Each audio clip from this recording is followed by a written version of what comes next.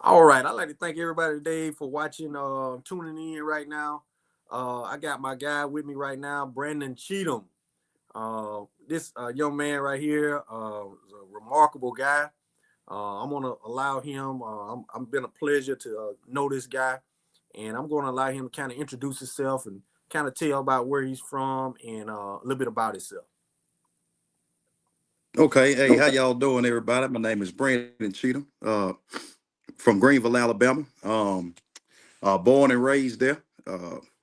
Pretty much been knowing Darius for a while now. We work together in the school system, so um, I'm excited to be here and take part in the show and kind of just kind of elaborate on what I'm doing. All right, that's awesome, man. So I want to get a little background on you, my guy, and just let the people know, what did your journey with football begin at, man? Where did you start with football at from your earliest memories? Oh man, I've been playing football all my life. Was started off in the city league in Greenville.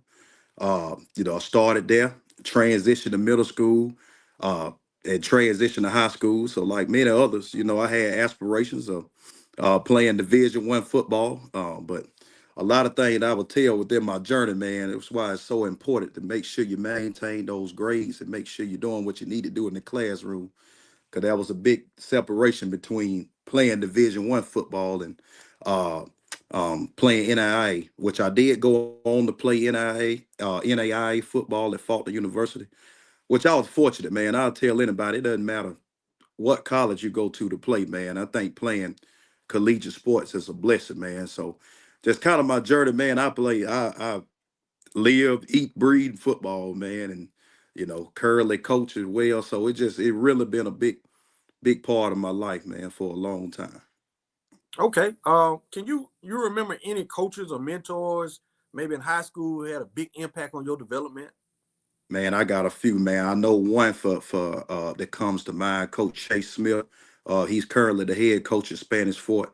He was my running back coach in high school, man. Was a great mentor. Really pushed me. We still talk to this day, like a father figure to me. Coach Bryant Vincent, high school's currently the head coach at Louisiana Monroe, played a huge part in my life, man. Just showing, just help us develop a high character, how to go about life day to day, how to face adversity. And then on the collegiate level, had some guys, man. Greg Baker was our head coach. Still talk to him to this day. Kind of taught me aspects of life, man, how to battle through adversity. Coach Chuck Knapp, like a father figure to me. He was my running back coach in college. So I just had a lot of coaches, man, that were good men who was very influential throughout my journey. So those are a few to name a few. And there's so many other, man. We'll be on here all day. I can name all the ones that just had an influence on my life. But them just a few that I can name that I name off the Okay. top of my head there. Okay. And so, in high school, man, what position did you play in high school, and how did you grow into that role?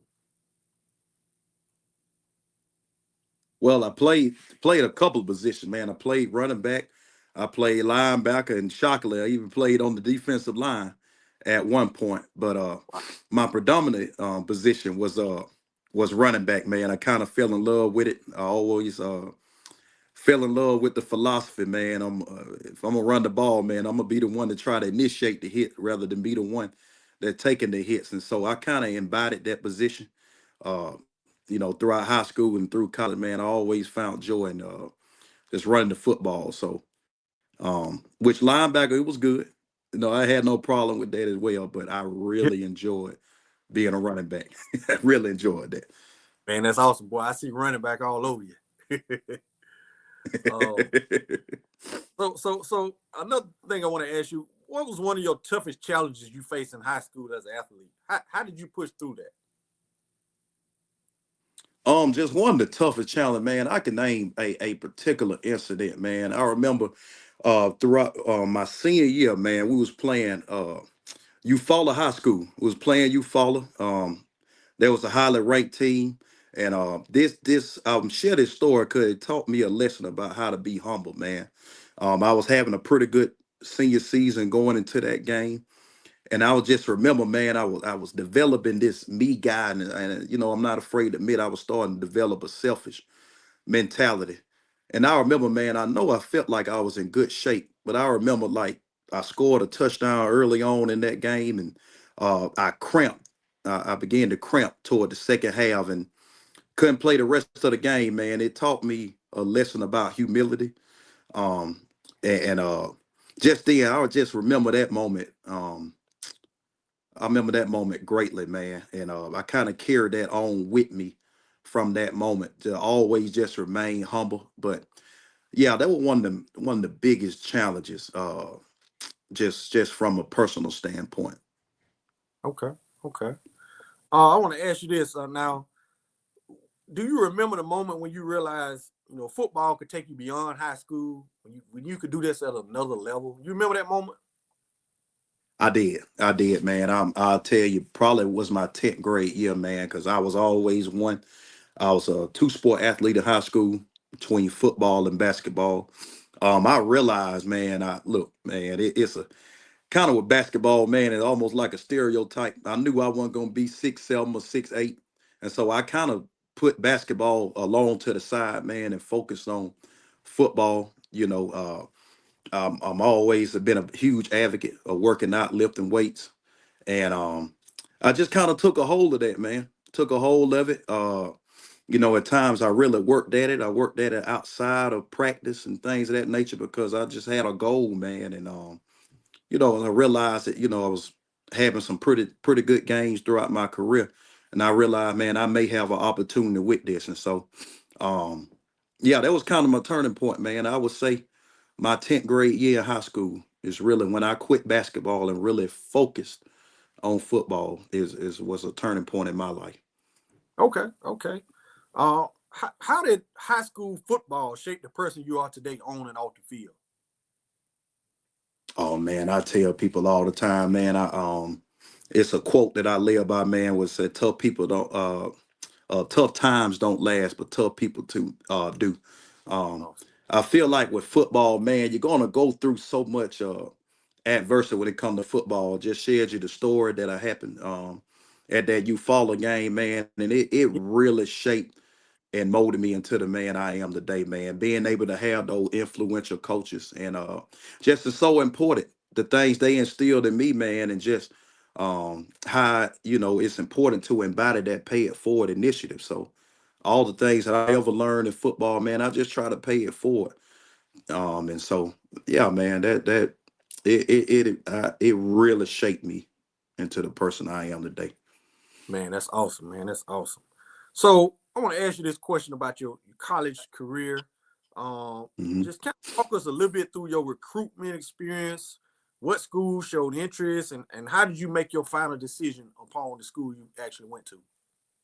Well, man, outside of Faulkner University, I had two other schools that showed interest in me, which was Tuskegee University and Stillman University. But like I alluded to earlier, when it came to grades, man, it kind of uh, I kind of eliminated myself out of without those two other schools, kind of eliminated myself from them. And so, Faulkner University took a chance on me. I Mhm. had to come in and take some classes to kind of get caught up and things of that nature, man. But I was kind of limited to that. You know, uh, I look back at it now. If I had other opportunities, would I have picked the Division 1 level, or would I have picked the other school? Probably Yeah. because we all want to play at a high level. But man, I tell you, I feel like it was God divine for me to be at Faulkner University and for me to play there. Um, I able to do some great things during my tenure there, man. And so that kind of what led me there to Faulkner and having the career that I had there. Yeah. Okay. So what were some of the biggest challenges balancing academics, training, and personal life in college that you experienced at Faulkner?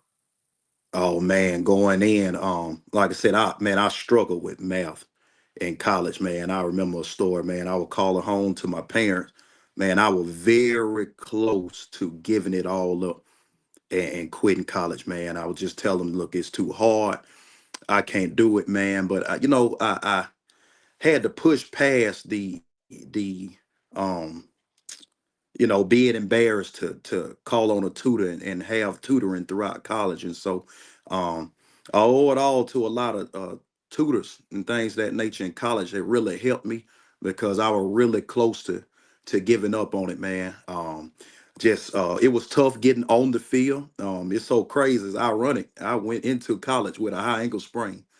I Wow. had sprained my ankle maybe 2 or 3 weeks before going into fall camp, and so I had that on top of getting classes, having to take classes to get caught up, man. So I tell you, I experienced adversity from the first day I walked on campus, man. But by the grace of God, grace of God, man, having a praying family that supported me throughout college, man, and knowing God, uh, it really helped me, man. It really helped me, and I'm glad I didn't give up and continued on that journey.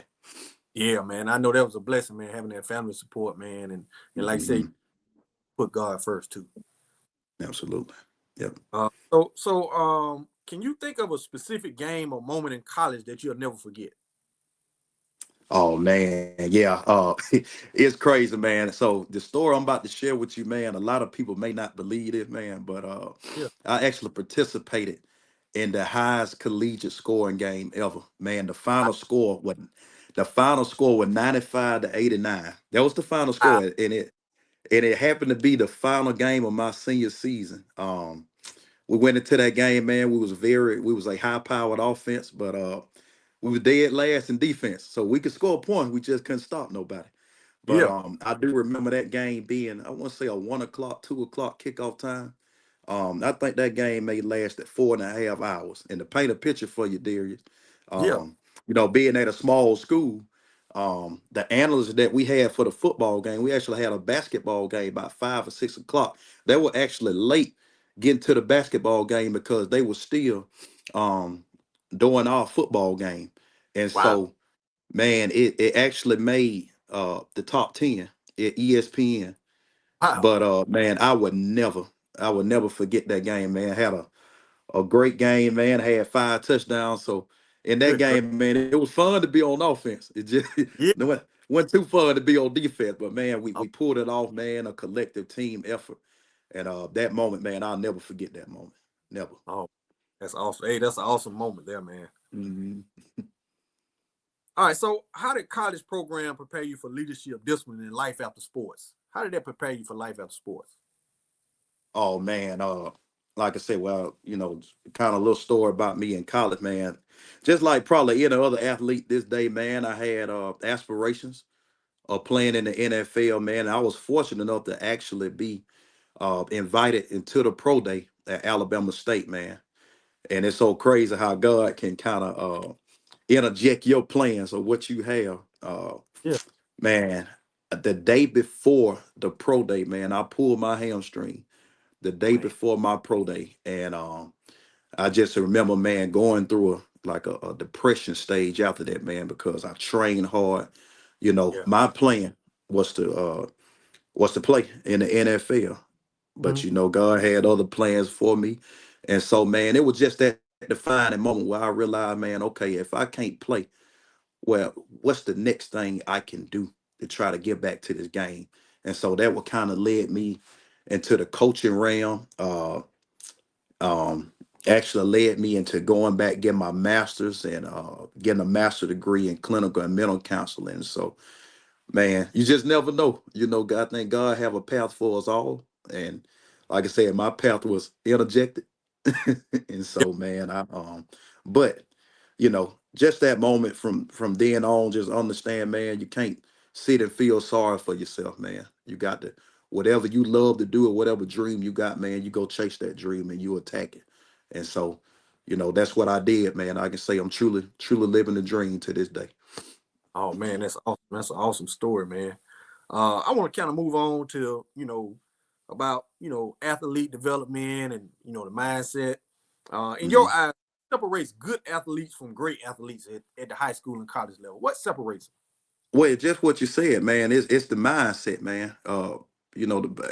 And just reference the Bible, man. It said we transform by the renewing of our minds, man. And so mentally, we have to do things outside of the norm. And what I mean by that is, yeah, you can go to your traditional practices and the the strength and conditioning that the coaches have for you, man. But you have to do extra. You have to Mhm. do extra because you got to think, man. It's thousands some are athletes out there, and so you have to ask yourself, what do I do, and what can I do to separate myself from them. But what you can control is going out there working hard, putting in the extra time, putting in the extra effort in the classroom, putting the extra time and effort in the weight room, in the practice field. And if you do those things consistently, man, you will begin to separate yourself from the competition. It's guaranteed, but it all go back to your mindset and the work that you want to put into it. Most definitely, man. I 100% agree with you on that. So what about these young guys, man? I want to ask you about these young guys. What are some of the common mistakes these young athletes make when trying to get noticed or improve? What do they do? Um, I think the main thing from what I've seen, man, a lot of them just not putting in the extra time that I talk about. Not putting in that time. And understanding too, man, it's a lot different from when I played as opposed to how it is now, man. You got social media. You got to be careful what you post, man. You got to be careful who you hang around. Like all those things factor in. You know, I was fortunate. Um, to coach on the collegiate level as a grad assistant. And so I was a I went out and recruit and things of that nature. And so I used to tell athletes that as a recruiter, man, we look at all those things. We look at what you post. We're gonna look at your Facebook and you know your different social media outlets. We pay attention to all that. We pay attention to your surrounding. We pay attention to your practice tape. Are you loafing on this play? Are you always giving maximum effort? So a lot of those things adding to it, man. So it's just the number one rule, just knowing that somebody's always watching, always. Yeah, most definitely, man. Um, how is important is it to train the mental side compared to the physical side? How important is it to get that mental side?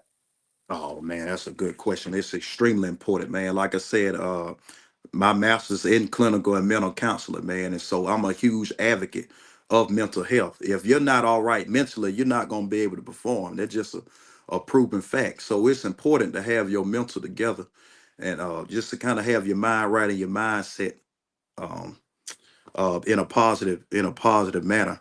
And so with that, man, I always try to be, or always try to encourage people to be an outlet for these athletes outside of sports, being able to talk with them, being able to make sure that they okay, not only physically but okay mentally. Because if you okay mentally, I think the rest of it will take care of itself.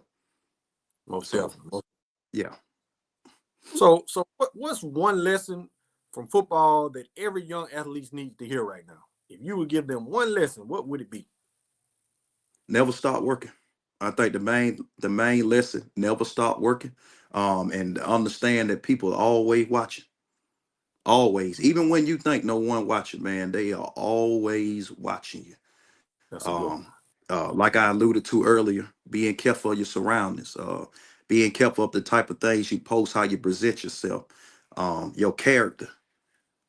One of the main things I try personally, what I try to base my life on is always having good character. And so I try to instill that and pass that along into young athletes, man.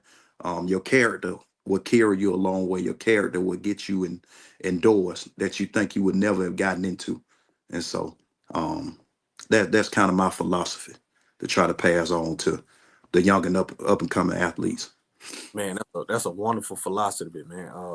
So now I want to kind of get into this thing. I want to learn a little bit more about your, ignite the grind performance training. Tell us about how you Mhm. got ignite the grind started. What inspired you to start this performance training business? Gotcha, man. So, man, like I said, I'm originally from Greenville, Alabama. That's where I currently reside at. In Mhm. 2025, in the summer, I just realized we got a bunch of young athletes around, but I look at the surrounding counties, your Montgomery and all the surrounding counties, and I noticed that a lot of these places have training development places for a lot of these athletes to go to. And I realized we don't have that around here. And so my idea was, okay, maybe I can be an advocate of things that I've learned throughout my career and be and kind of initiate the pay it forward initiative that I talked about earlier. So just um instilling all the things that I've learned throughout my career and instill it in them, man. And so I always been the type. I love strength and conditioning. I love to work out. And so, man, I kind of threw it out there at one point. Did I expect it to be where it is today, man? It's all the grace of God for Yeah, where it's at today. But that was kind of my mindset going in, and just to do something for these young athletes to try to help them out, and just try to help them achieve the goals that they may have. most definitely, man. And that's a great thing, man. I like to applause for you being able to, get something like that started, man. All right, so what does ignite the grind mean to Appreciate you it. personally, man? What does that personally mean to you? When you talk about ignite the grind, man, you talking about starting something. That's with anything. The hardest thing, even when I tell my client, the hardest thing is starting something. Yeah, It's the beginning. The beginning stage is always the hardest. But as you progress through the program, it gets better. So when I talk about ignite the grind, man, that's what I mean. Even with life, we gotta ignite. We gotta ignite our grind in life. We gotta attack life with that. It's all about the beginning, how we yeah. begin. And we begin strong, we can finish strong. And so I always look at that as the most difficult part. So that's kind of how I ignite the grind, how the name uh, came about, man. It's just getting started. Let's just get moving. Let's get active. We can take care of the rest, but let's begin somewhere. And so that's kind of where that name come from. Okay, okay. All right. So what type of athletes do you specialize in training? Is it football, basketball, or is it all sports? I try to get all sports. I got different athletes from all different walks. I currently train someone to do baseball, currently train someone to do football. I've done basketball, track, and so just any just any different aspect to try to train and work with. Okay, okay. All right. So kind of walk us through a typical training session. What can an athlete expect when they come to you? What can they expect? So typically my training sessions are an hour. I do different ones. This depends on what the client chooses. As far as on the field work, they can expect speed training, proper running form, um, proper agility, uh, how to do things safe, as well as proper technique. Um, they can expect we do some things where we run heels, so they expect to gain strength. And as far as the weight room aspect of it, we do agility work in there as well. We work on explosiveness, uh, and just overall getting stronger, overall getting fit. But the main thing as far as in the weight room is just explosiveness, working those muscles that they probably didn't realize that play an important role in performance training, like those hip flexors and things of that nature, those hips. And so focusing on those things were probably muscles that they probably never trained in their lives, or maybe had to train in their lives. So I try to focus on just those little things, those little tangible things there. Man, that's very awesome, man. Those play a big role. A lot of people don't realize play a big role. Yeah. All right, so let me ask you this question. What separates your program from basic conditioning and traditional weight training? What makes your program different?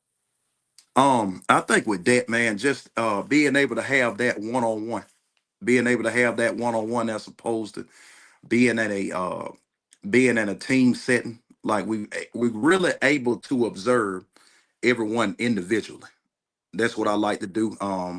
Even before I meet with the client, we do a consultation and we kind of talk about the goals and what they're looking to achieve, and we make sure that program is catered to their goals and the things that they wrote down. So I feel like those one of the things that kind of can separate is just the attention to detail.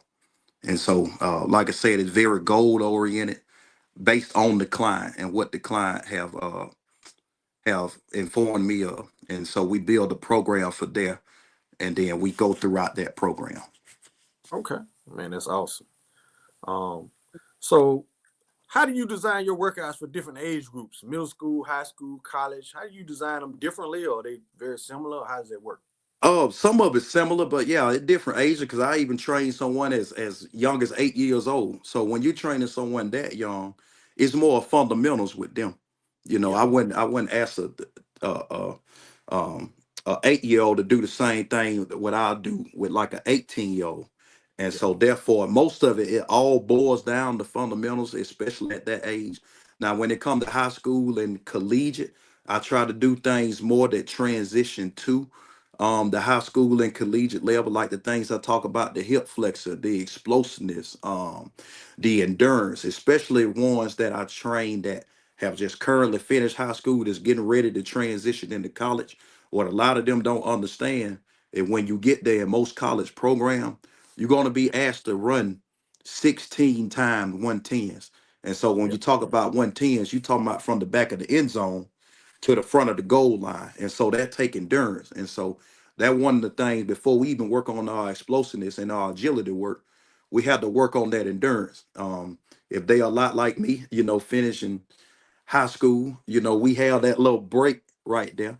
And so yeah. it's common for us to kind of sit on the couch, man, and kind of throttle it down a little bit. So advice I would have for a high school athlete that transitioned into college, it ain't the time to throttle it down, man. So it's easy because we're so used to a coach or someone making us do these things. And so Uh, therefore when you on your own, no one making you do these things anymore, you kind of in loss. You kind of lost, and it's easy for stagnation to fall in there.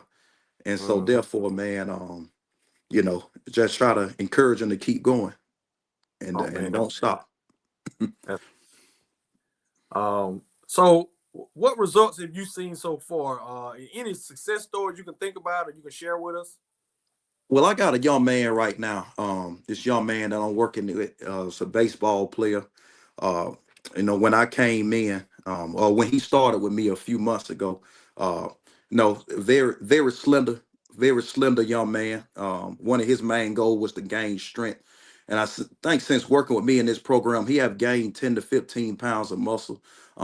And then with the strength and conditioning, one of the main things that I love, Darius, is the confidence that's built. Mm, It's the confidence. I see that a lot within the clients, man. A lot of them that go into the gyms, um, they'll go, as they'll go as far as like the treadmills and things of that nature. But I find out a lot of them be intimidated to go back into the back room where the machines are and things of that nature. And it's yeah, simply because the intimidation come from I just simply don't know what to do. And so yeah. one of the main things with this program is just kind of guiding them along and building that confidence to where a lot of them now outside of me will just go back there and work out, Mm, outside of our training. So man, those one of the main successes that I love is that the confidence that's instilled in them and the confidence for them to keep going. yeah, yeah. Yep. And that's awesome, man. Um, so I'm gonna ask you about the business of it. The business side, a lot of the business people want to know. So, what's the biggest challenge of running a training business today? What's some of the most difficult things that you run into trying to run a training business? Um, I think the main thing I haven't, because it's fairly new, I haven't hit any barriers quite yet. I think the main thing, especially with training football, when it became cold, business started to slow down a little bit. And so, the beginning of this year, I actually opened up the program to adults. And so, they kind of help business out. They Yeah. kind of help business out right there. And so, I would say at this point right now, there is I haven't ran to any adversity barriers right now, which I'm pretty sure maybe one day they could come, but we'll handle those accordingly. But right now, man, things been pretty smooth so far, and I'm glad about that. That's amazing, man. That is Yeah. amazing. All right. So, how do you usually market yourself and build your trust with parents, coaches, and athletes? How do you try to build that trust with them?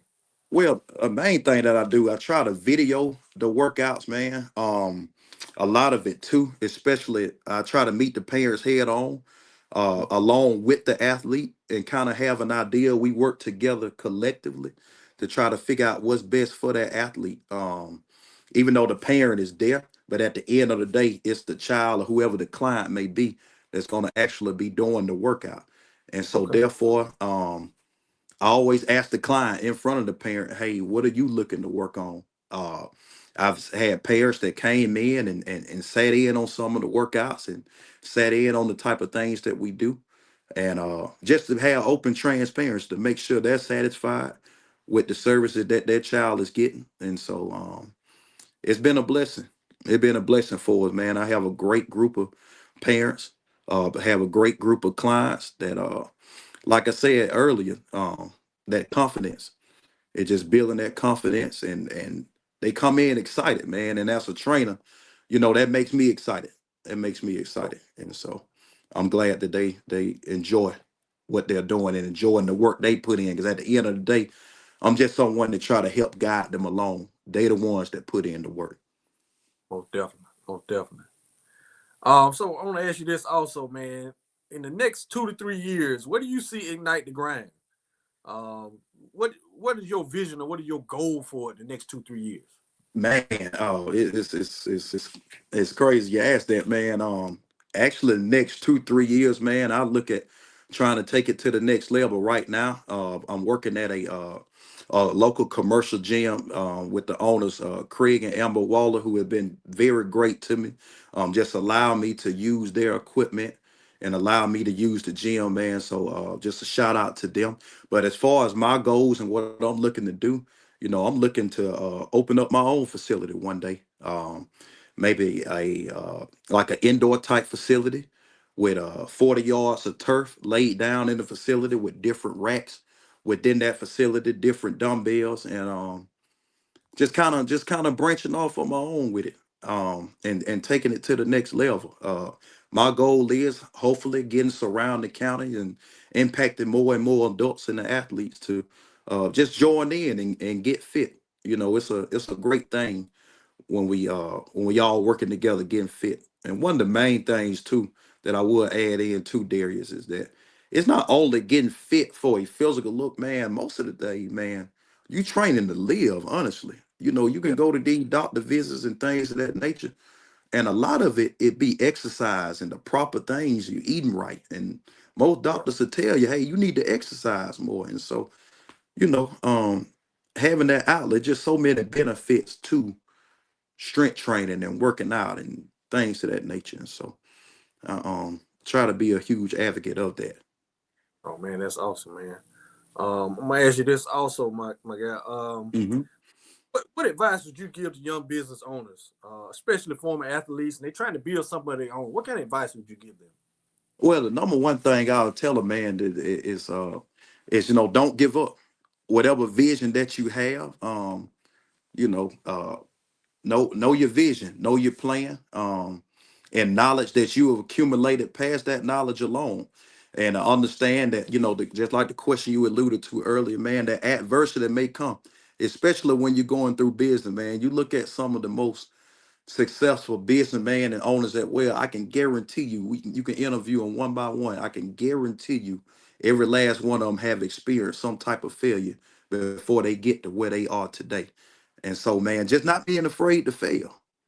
It's the number one thing, not being afraid to fail, but at the end of the day, it's overcoming that adversity and believing in what you're doing, believing in your goal, your dreams, and believing in yourself. And at the end of the day, once those things, and of course with God, um, all those things can be made possible.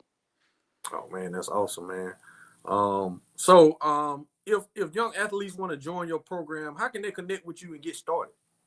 Oh, the number one thing right now is just reaching out to me via Facebook. I also have a Facebook page, a Night to Grind Performance Training page.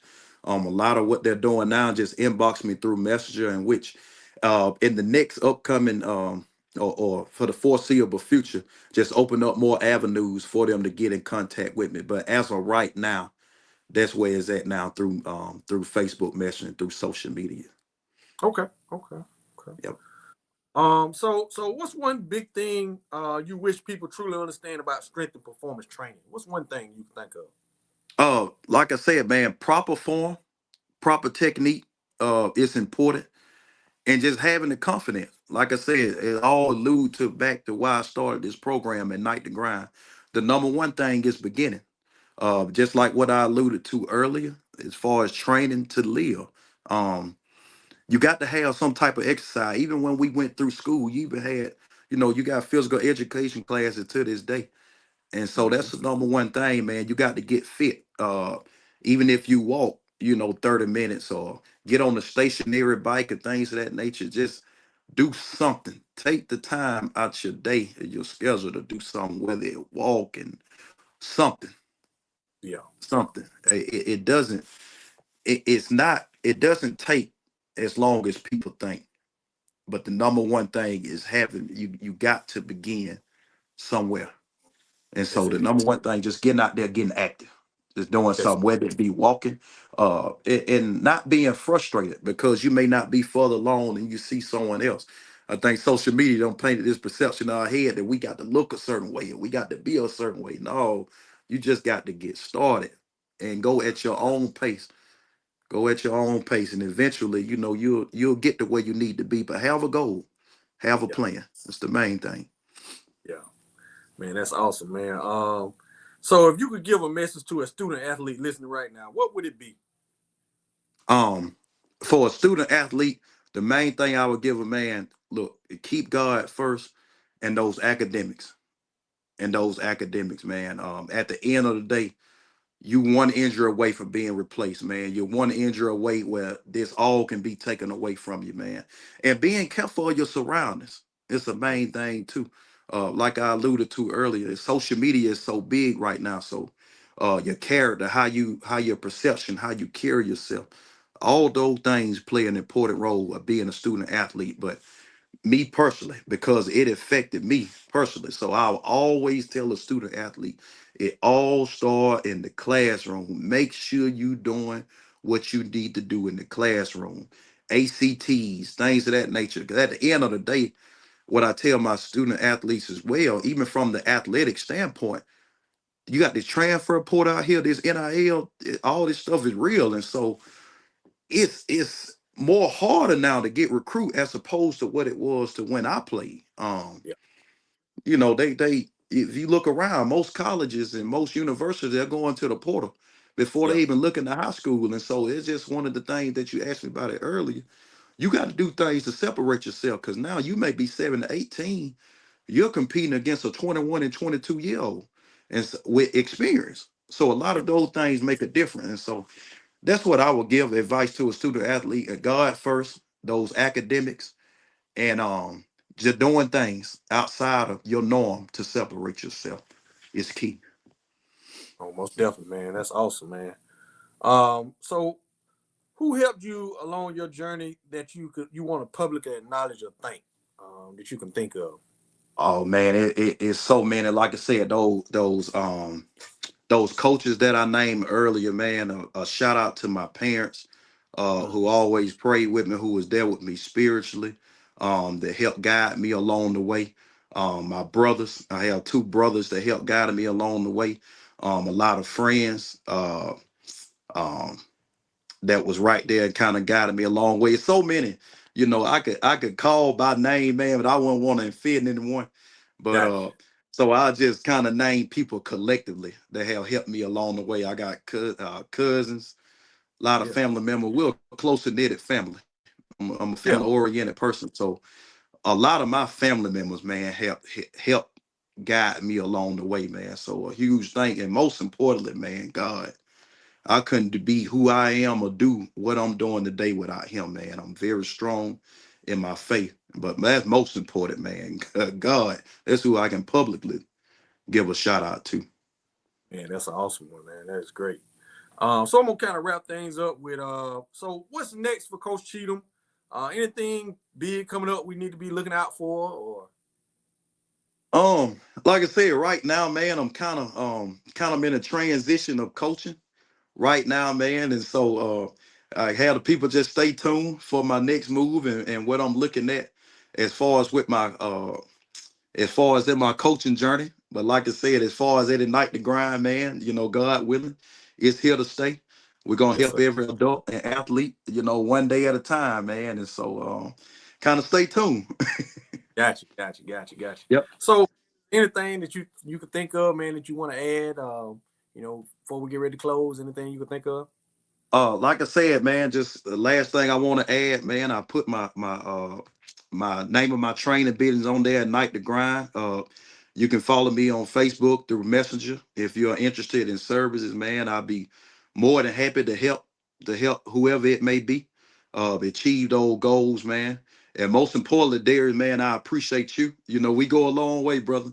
So, man, Yeah, I appreciate you for having me, man. I'm very humbled. I count it not lightly to be a part of your show, man, and just kind of share some insights. So thank you for um just allowing me to kind of share my journey, man, and just kind of discuss some things that I've been working up right here, man. So I appreciate you, brother. man, I appreciate you, man. You one of the legendary guys, man. That Faulkner alum, Greenville High alum, man, and one of the great coaches that I got a opportunity to be able to coach with. So I I definitely appreciate appreciate you sharing your story, man, to a lot of people, man. I appreciate that. it, sir. All right, Yeah. man. We're gonna wrap it up here, man, with Coach Brandon Cheatham, man, and thank our viewers for joining in today. And we'll see you guys next time. Okay, sound good, man. Appreciate it. All right. All right.